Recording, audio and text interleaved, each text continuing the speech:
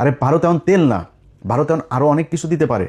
কারণ ভারতের এখন চিপার মধ্যে আছে, যেই কারণে ভারত এখন আমাদেরকে কোনো না কোনোভাবে একটা করতে হবে। কিন্তু ভারতের আসল চেহারা কি সেটা বুঝবি, সেটা বুঝতে হলে চল একজন একটু বক্তব্য শুনি তোদের ভারতের আব্বাস। ভারত আর হাত গুটিয়ে বসে থাকতে রাজি নয়। তারেক রহমানের দেশে ফেরা এবং প্রধানমন্ত্রী হওয়ার নেপথ্যে ভারতের একটি বড় পরিকল্পনা ছিল, আগেই বলেছি। কথা ছিল আওয়ামী লীগের বিরুদ্ধে কোনো প্রতিশোধমূলক রাজনীতি হবে না এবং উগ্র মৌলবাদী শক্তি বিশেষ করে জামাতের প্রভাব নিয়ন্ত্রণ করা হবে। কিন্তু প্রধানমন্ত্রী হওয়ার পর থেকেই তারেক রহমানের ভোল বদল শুরু হয়েছে। ভারতের দেয়া সেই প্রতিশ্রুতির কোনো প্রতিফলন এখন আর তার কাজে দেখা যাচ্ছে না। তিনি জামাতকে মন্ত্রিসভায় জায়গা দেওয়ার কথা ভাবছেন এবং আওয়ামী লীগের উপর রাজনৈতিক নিষেধাজ্ঞা ও আইসিটি ট্রাইব্যুনালের খড়গ বহাল রেখেছেন, বরং চিঠি দিচ্ছেন আইসিটির রায়ের প্রেক্ষিতে শেখ হাসিনা এবং আসাদুজ্জামান খান কামালকে যাতে তাড়াতাড়ি বাংলাদেশে প্রত্যর্পণ করা হয়। দিল্লির কূটনীতিকদের মতে এটি ভারতের সাথে করা বড় ধরনের পথা-খেলাপি বা বিশ্বাসঘাতকতা। আওয়ামী লীগের ওপর থেকে নিষেধাজ্ঞার খাড়া তোলার কথা আর উঠছেই না। শেখ হাসিনাকে ফাঁসিতে ঝোলাবার জন্য উল্টে ভারতের কাছে ইউনুস জমানাচ্ছে, কড়া চিঠি দিয়ে প্রত্যর্পণ দাবি করছে তারেক রহমান সরকার। এসব কিসের লক্ষণ? এই সব কিছু কি সেই পুরনো বিশ্বাসঘাতকতার নতুন সংস্করণ নয়? এটা ঠিক, তারেক রহমান সরকারের বয়স সবে 1 মাস। এর মধ্যে চরম সিদ্ধান্ত নেয়নি ভারত, তবে ঘরপোড়া গরুর সিঁদুরে মেঘ দেখে ভয় পায়।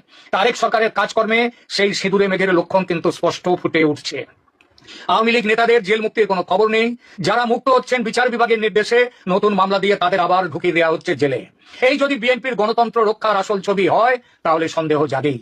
আর ঠিক এই কারণেই হয়তো এবার ভারত আর কোনো বিশেষ দূতের অপেক্ষা না করে অজিত ডোভালের মাধ্যমে সরাসরি 1 মাসের ডেডলাইন দিয়ে দিয়েছে।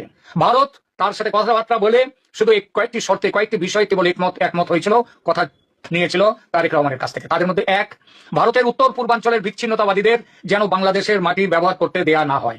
2, দেশে ইনক্লুসিভ রাজনীতি যেন ফিরিয়ে আনা হয়, অর্থাৎ আওয়ামী লীগকে সরকারি নিষেধাজ্ঞা থেকে মুক্ত করা যেন হয় এবং একই সঙ্গে ক্রাইম ট্রাইব্যুনালের অন্যায্য অবৈধ বিচারকে আইন বিরুদ্ধ বলে ঘোষণা করে সেই বিচারকে বাতিল করা এবং 3, সরকারে কোনোভাবেই চরমপন্থী বা মৌলবাদী শক্তির যেমন জামায়াতের সরাসরি অংশগ্রহণ থাকবে না।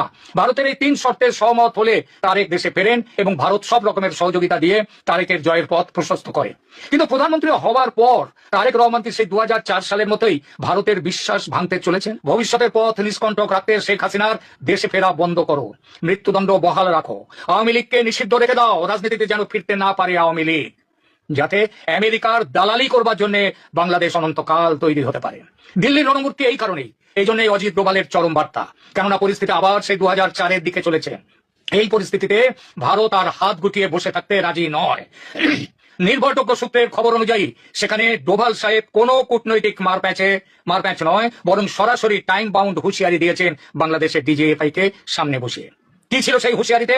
1, আগামী 1 মাসের মধ্যে আওয়ামী লীগের উপর থেকে সমস্ত রাজনৈতিক নিষেধাজ্ঞা তুলে নিতে হবে।